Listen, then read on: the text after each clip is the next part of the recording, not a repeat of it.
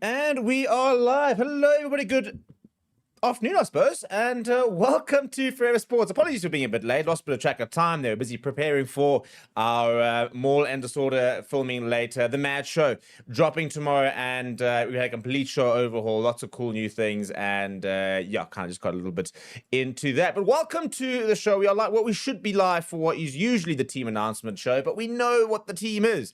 And now we get to really sort of pick apart exactly what Rassie has picked, and whether we like it or not, because there's interesting reactions we've had in the last kind of day. Some people really liking the team. Some people a bit worried that we're underestimating Scotland. Some people saying there's not enough youngsters. Some people saying there's too little experience. And that's always half the fun, isn't it? Being able to sort of see how the reactions are so different. With some people, as I said, saying that the team's amazing. Some people saying the team's not good enough. And, we have space to sort of pick it apart and kind of look at what is the thinking here, what is the plan, and what are we going to gain from this game? What's the plan to kind of gain from this game? Is the Rassie plan to go out and get a big victory, for example? Is the Rassie plan to just go out and see what these players can do? And I think that there's obviously multiple things we can try and get out of this game and hopefully tick a lot of different boxes. But we don't want to lose at the end of the day. Losing a home game, especially when you've got France away, Ireland away later this year, would be a crime in terms of your nation's championship chances. I mean, how much we really care about the nation's championship and want to win the nation's championship, not so sure. Obviously, we'd like to win it. We like to pick up trophies. And I think one thing that we've not done enough, and I said that during Tour 29 to 2023, is pick up enough trophies in between the World Cups. 29 to 2023 was a bit of a weird 4 years where we won the British and Irish Lions series. So that was an our show, but we didn't win rugby championships, for example. We didn't win the Nelson Mandela Freedom Cups and the likes of that.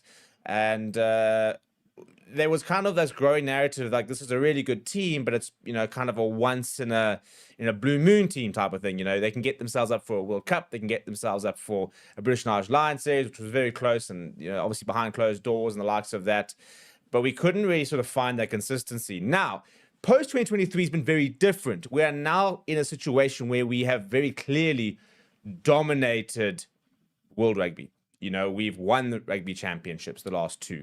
We've beaten the All Blacks often. I think we lost one game in the last 2 years. Post World Cup, yeah, we've been beaten by the All Blacks once, for example. We beat the Irish once, lost, and they went over there, beat them last year. We've really sort of taken everything up a gear, where now we are not only kind of getting ourselves up for a tournament, but we are just consistently very good. And we're always going to drop games. There's always going to be games where maybe you might not quite pitch up and drop a game here or there. I don't think these days, the World Rugby order is quite close. And I think the days are going, on to like 10, 12, 13 game win streaks. It might potentially be over.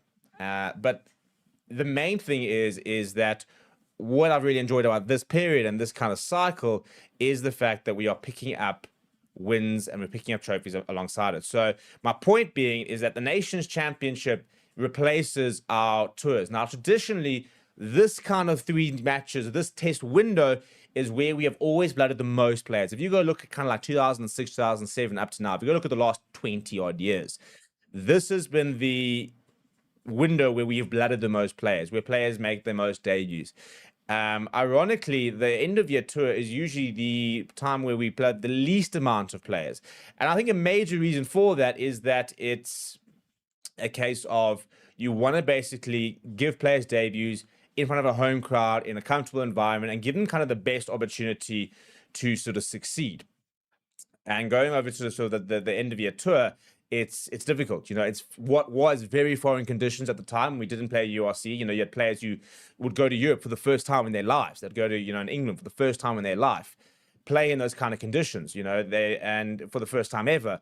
And to try and make your debut, for example, make a mark was quite difficult. So we generally took pretty settled teams on the end of year tours. And now we are in a situation where I think what we do is we blood players throughout the year but we very much still use this window as kind of this is now the where you get exposed. Obviously, there are players that do make debuts at the end of the year tour. Zach Porthen made his debut last year towards the end of the year, and we're still doing the Rugby Championship, for example. If we have a home game against Argentina and kind of the Rugby Championships almost kind of wrapped up.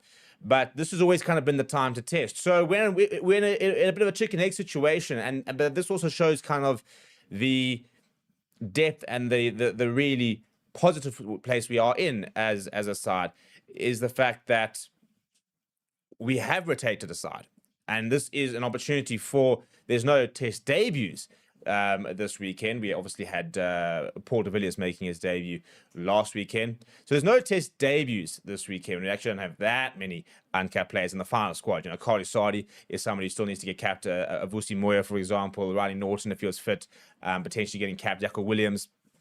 So there's about 3 or 4 uncapped players within the squad, but it's quite different to kind of a year ago where, or 2 years ago, where the likes of Johan Kobler wasn't capped, Kobus Wiese wasn't capped, Ruan Nokia wasn't capped, Evan Roos wasn't capped. We're talking about post-2023 World Cup. Bowen Fenty, Johan Kobler, Kobus Wiese, Ruan Nokia, Paul de Villiers, Evan Roos, Edwin van der Merwe, Jan Hendrik Wessel, but I think Intuka was kept before the World Cup. I think so was actually Evan Roos, in fairness. But there's about a good 7 or 8 players in the squad who have been kind of capped in the last couple of years. You know, like Quan Horn, for example, making his debut within the last couple of years. So yes, there are no debuts on Saturday, but there are lots of players who don't have a lot of caps. You know, Bowen Fenter has accumulated a decent amount of time, but he's still quite new to the setup, as is a Kobus Wiese, an Evan Roos hasn't got a lot of caps to his name. Ambrose Pierre has obviously been out in the, I think it's almost like a second debut for him. So there's definitely a certain amount of, this is a new side, an opportunity to get players in. There's no doubt about that. That is the purpose of this test. Last week we played our strongest team we had to beat England. And now the problem, or rather the reaction that some fans have had, is that are we now underestimating Scotland's side that suddenly went to Argentina and beat Argentina in Argentina? And I think the problem is we kind of started changing our tune. A week ago, I think all of us basically said England is the hard game. Then Scotland might be a bit difficult, but obviously Wales we expect to win quite comfortably, because we're basing it all on kind of what we saw in the Six Nations in the last year, for example. And to be fair, Scotland had a good Six Nations. You know, I mean, they put 50-odd points on France. But they're a very inconsistent side. And it's also a side that we've never struggled against. We don't really have a big rivalry with Scotland. We've never really struggled against Scotland. You know, Scotland don't beat the Boks historically. And now what people are saying is, have we taken them too lightly? Because, again, we're kind of changing our tune, because now we saw England play on the weekend. We beat them, obviously, quite convincingly. And obviously everyone's now kind of looking at, oh, well, actually, you know, they've kind of struggling recently. If you look at the Six Nations, you know, Steve Walter was actually under a lot of pressure. Then you go and watch Scotland beat Argentina, really press some performance. And all of a sudden everybody goes, oh, hang on, maybe Scotland's actually the hard game here. Maybe Scotland's the game we needed to kind of target. And the reaction that some people have had is that, have we picked a team that is too weak now? Have we risked potentially losing this game? And the answer is, I don't think so. You know, I still look at this side and think it is, and I think most people are kind of looking at saying there's an experience here, 100%. And Rassie even said, he said it is a very inexperienced side. And he said it is kind of a bit of a throwing counter to the wolves, see what you can do. But there is incredible quality in this side and incredible current form. And that's what's exciting. So Ambrose Pierre is arguably, coming off the back of the URC, one of your most informed players in the squad, as is an Instuka Tunu, for example. Now, those are two of your least capped players in this team, but arguably your most on-form players. I mean, Ambrose Pierre had a phenomenal URC. Instuka Tunu had a phenomenal URC.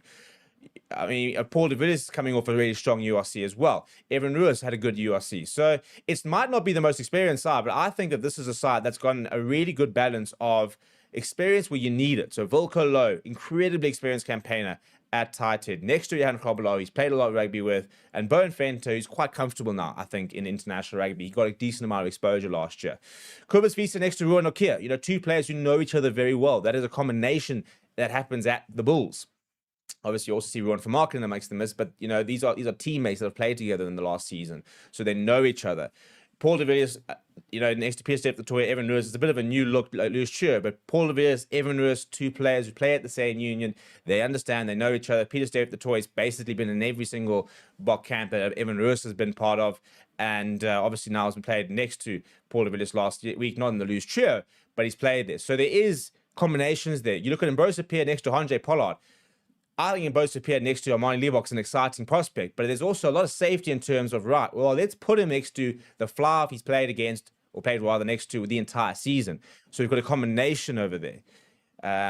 We've got Kane and Moody, Edel van der Merwe, April Lefassi. Now, that's something that Edel van der Merwe, April Lefassi will know each other quite well. Kane and Moody, April Lefassi won't know each other as well as, Kane and Moody, even Edel van der Merwe, but obviously they have been in Bok camps. So I'm not saying every single, combination is there, but Instuka, Zachary Porthen, two Stormers props that play together, scrum together, know each other very well. Ruan Okia, Johan Grobler, your 2 and your 5, your line-out caller and your line-out thrower. They know each other. If that changes, Jan-Hendrik Wessels comes on, you've got a Ruan Okia, Jan-Hendrik Wessels. They'll know each other very well. Ulrich Lowe, obviously, potentially as a line-out option, also knows each other very well. So your combinations are important. And that's what I really like. When you start to really break this team down, you'll start to see how many combinations we've gone with. And that's where the genius of this coaching staff is how we managed to rotate the sides, bring players in, and what looks like wholesale changes still has little undertones of, cool, but this is not new, and this is not new, and this is not new. That's what I'm saying. Johan Grobler throwing a line out to Ruan Okia is something that's happened over a couple hundred times in matches in the last 3-4 years. It's a very normal combination. Yes, the props you lift Ruan Okia might be a bit different. You might have a Wilco Low lifting him up and an Instuka lifting him up. But the fact is that Ruan Okia is calling with Johan Grobler. Mbrosa Pierre is calling with Andre Pollard. So it's wholesale changes. Obviously, it'll take time for these combinations to kind of come good, and they obviously haven't played as a team together for very long.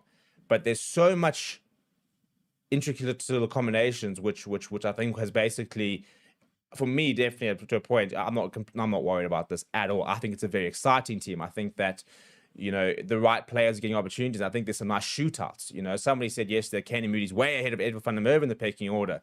And I think Edel van der Merwe is surprisingly, I think, a lot higher than what people might think. I mean, if you look at his try-scoring record, he is scoring points for fun. Whenever he puts on a Bok jersey, he scores tries.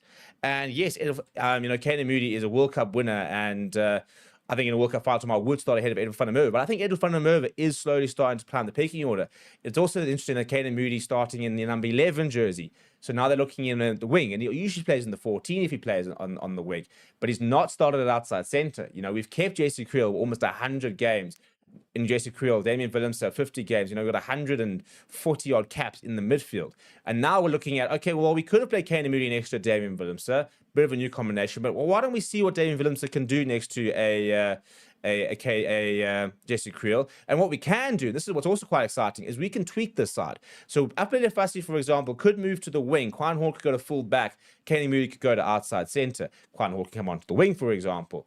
And you could have then a Damien Willemse, Kane Moody centre partnership.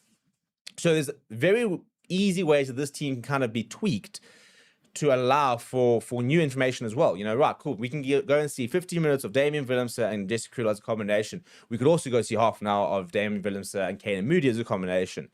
Obviously, if there are injuries, things will change.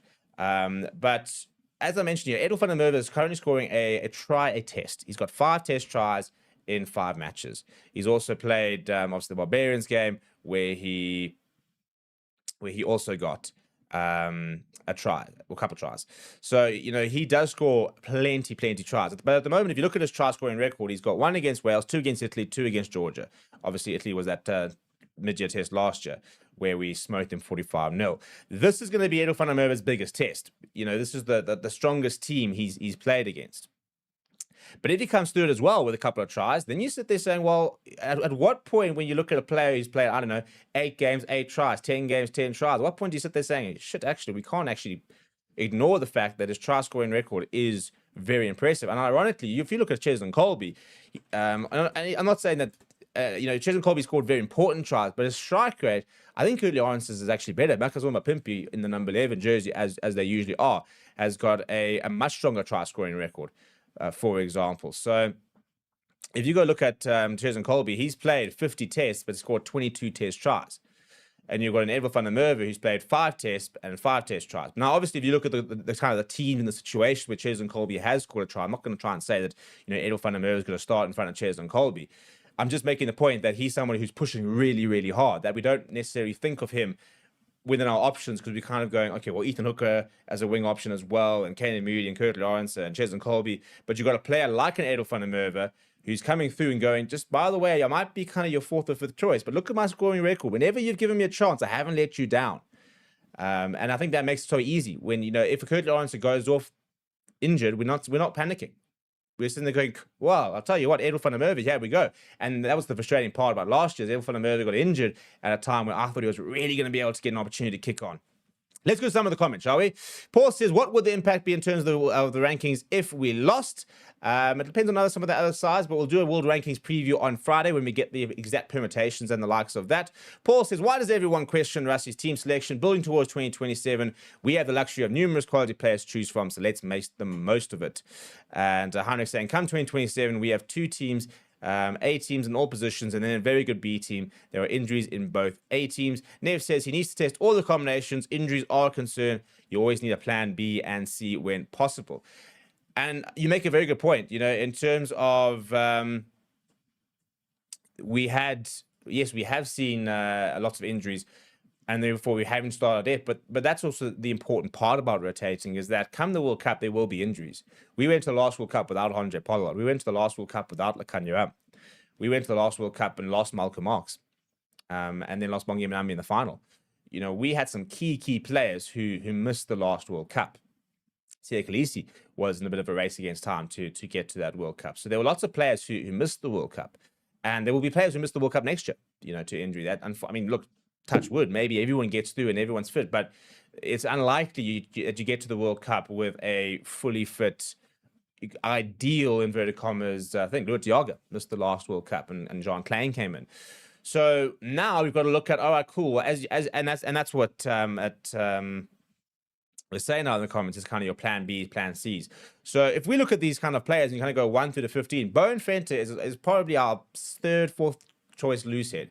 In terms of the picking order, you've got an Oxenchair, you've got a Gerard Sennekamp, you're now into the Bowen Venter, into Tukunkunu, Jan Vessels, for example. Johan Kobler as well. Now, he's probably vying for ideally, your backup hooker position. Marnus van der Merwe, a big opportunity for him, missed now to see it. But Wilco Low,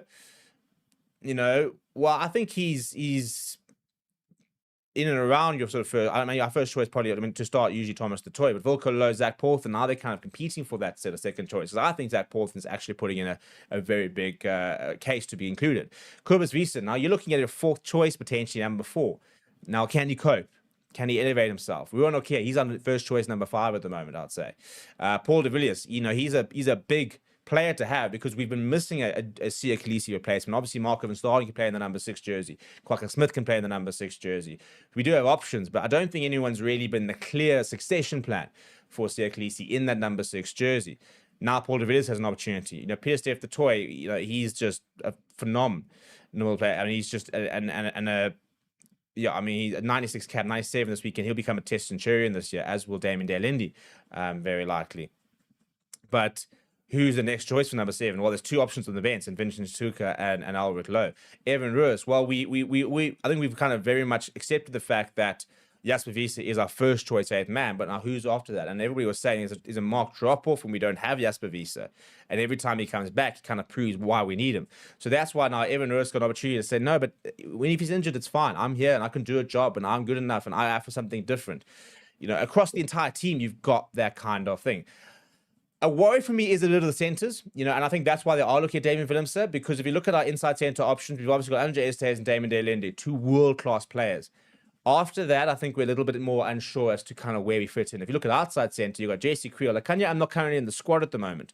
So Damon Day-Lindy, Kane Moody, options at outside centre. Kane Moody, Ethan Hooker as well, potential option at outside centre. But JC Creel has become so important because we're either playing Damon Day-Lindy out of position, or we're playing Kane Moody there, or Ethan Hooker there, who are great young players, but they are young players and they don't have the 88 tests that JC Creel has behind his name.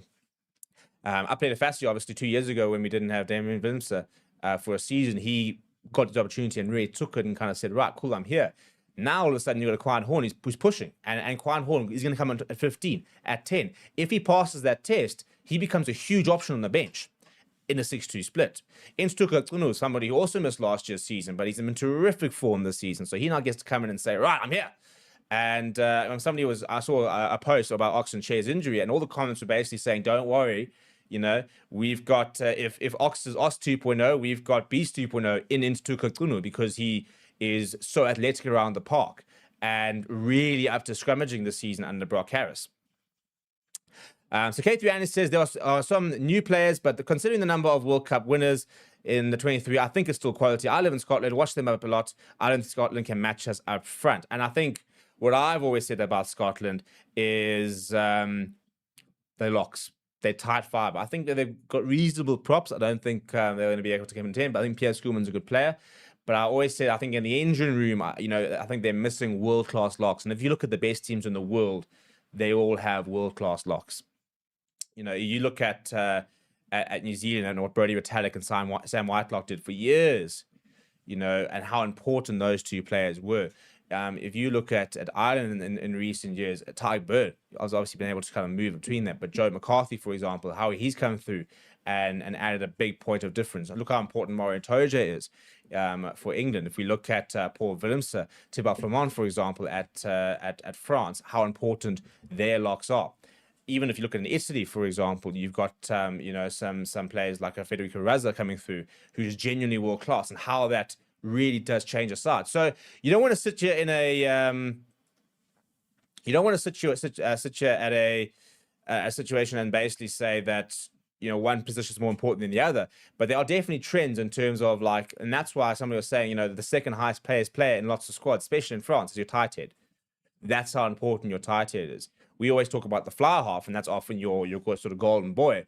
But your tight head prop after that kind of becomes your most important. Ironically, wings score the most tries, but if you look at kind of the pecking order of what kind of coaches build their teams around, they're not usually that high. You kind of sit there going, okay, cool. Well, we obviously need a good number 9-10 combination. Your tactical kicking, for example. We have to have a good front row. We have to have a good number 5 from a line-out perspective. And you usually like to have a barbaric number 8, for example. It gets you over the advantage line. Right, cool. Now we need wings that can contest and have space. So when you start to build your rugby team, for example, there are obviously certain things we have to tick. And that's where Wilco Lowe, Zach Porthen are becoming so important, and it's an area where I've said we need to sort of tight here because of the Frans Malherbe injury, because of the Trevor Nyakane injuries, because of the suspension of Asenate and Tlabakanye. With 3 tight heads down, Vincent Koch no longer really in the picture. That's 4 tight heads really, and we've seen Thomas Toy, Wilco Lowe come through, and we haven't really even noticed the absence of a Frans Malherbe, Trevor Nyakane, Vincent Koch because they've been so good. But now who's next after that? Now it's Zach Porthen, Neertling Bashir and around. Carly Sardi's been called up to the squad. He's now potentially looking at an option. Real Beckerman says this isn't the URC. Those partnerships don't count at international level, except that they do. I'm sorry. Yes, you might be in a different jersey, but Sienna Tupolotto and Hugh Jones, the chemistry works because they play together at club level, at international level, and that's why when you go to British and Irish Lions, for example, they also look to try and keep combinations together because Ambrose Pierre and Andre Pollard, that's an important combination. They'll know each other far more than look at the chemistry between a Damon Day, Lindy, Lakanya, for example, and a JC Creel. They've played 50-odd tests, 60 tests together. And that's just to test together. So you can't discount the fact that some of these guys have played, Johan Krobler and Ruan Okia have been, playing together at a lineup point of view for 3-4 years. You can't discard that and say it doesn't count. It definitely does count. Klaas says, if Scotland plays the way they did against France in the Six Nations, it's going to be a tough day at the office for the Box. I really, really hope they do. I really hope they pitch up and give us a go. I always said, we don't want to see teams kind of roll over. We want to be challenged. We want to have players who stand up. And we also sometimes when that happens, we can't always say, "Oh, this is a problem." Sometimes we have to say, "Is well, they played well. How do we adapt?" Like this weekend, England came back. They shut us down a few things. They kind of figured a few things out. We came back in the second half and we said, "Right, this is how we're going to put them down." We need to see a similar thing this weekend. Altier says, "I would have thrown Horner on the wing with Moody at 13 and saying wing is a luxury position." I mean, to a certain degree, in some things it is. And I think what makes Cheslin Colby the world-class player he is not the signature right step. Ironically, it's his work rate. It's his, his defensive work, for example. The fact that now he's added goal kicking. So he's such an all-around player. Then that's why, some teams can get away with the All Blacks. The All Blacks, for years, almost brought in 2 new wings every year. You would have players who came in, think about the Savia or the Naholo area with Milner Scudder. They came in and they were like, "Oh my goodness, this is ridiculous.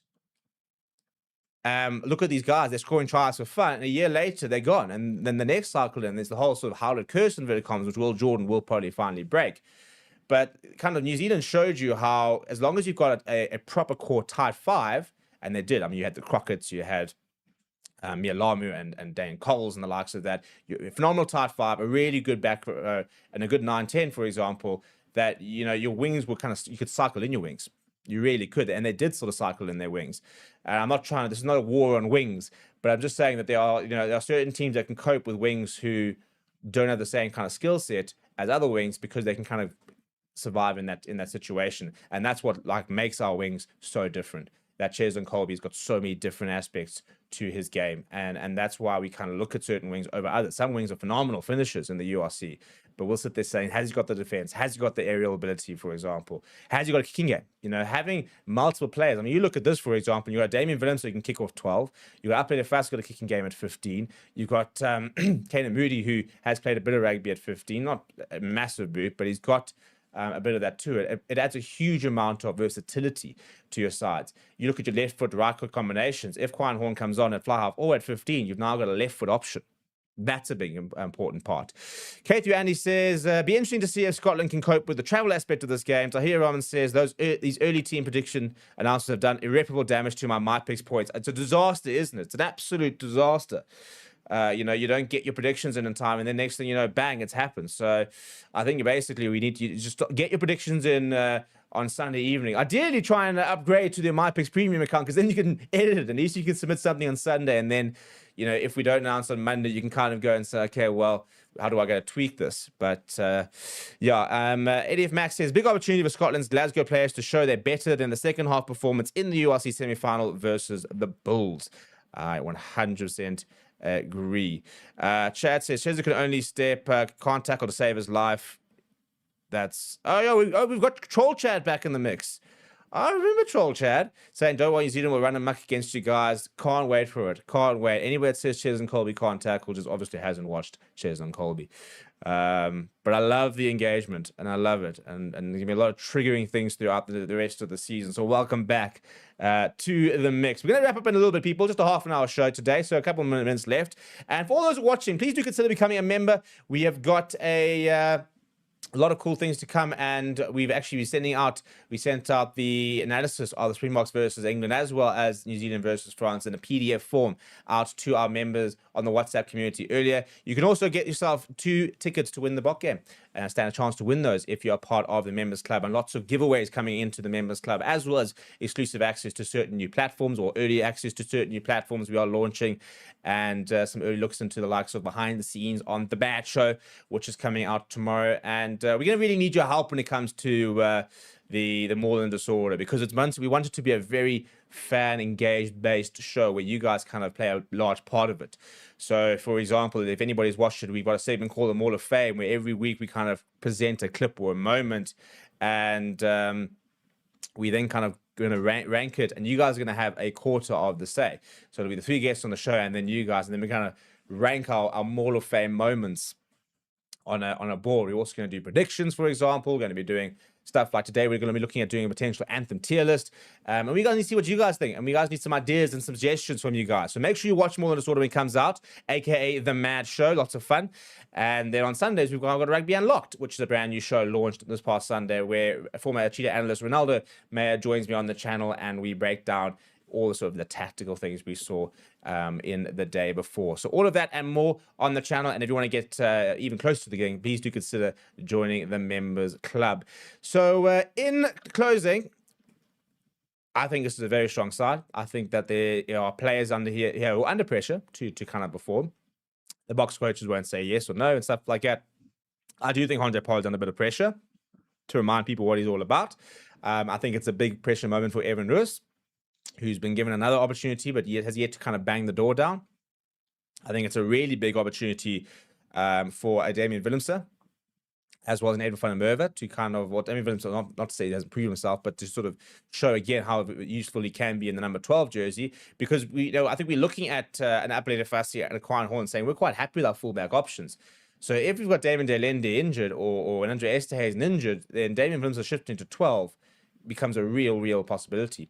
And somebody yesterday was saying that they shouldn't, switch them all the time. And I agree to a certain point, but I think he's so mature these days. He understands the roles. And I think he can. Much like a Ty Burns switches, from the second row to the back row, and you don't even blink. He's probably one of the best, most multi-positional players in the world, alongside the likes of a Peter Steph the Toy. You can do a similar thing. So I think that Damian Willemse has got the ability to be able to shift from 12 to 15, even to 10 if really needed, very comfortably, because he's just that kind of level. So people, thank you very much for joining me and having a chat. We'll have another live show tomorrow where we'll be breaking down some of the things. And obviously, as mentioned, the Mad Show will drop tomorrow. We'll also have press conference out of the block camp up this afternoon, and tomorrow and Thursday. And then on Friday, team announcement, team photograph, team training, as well as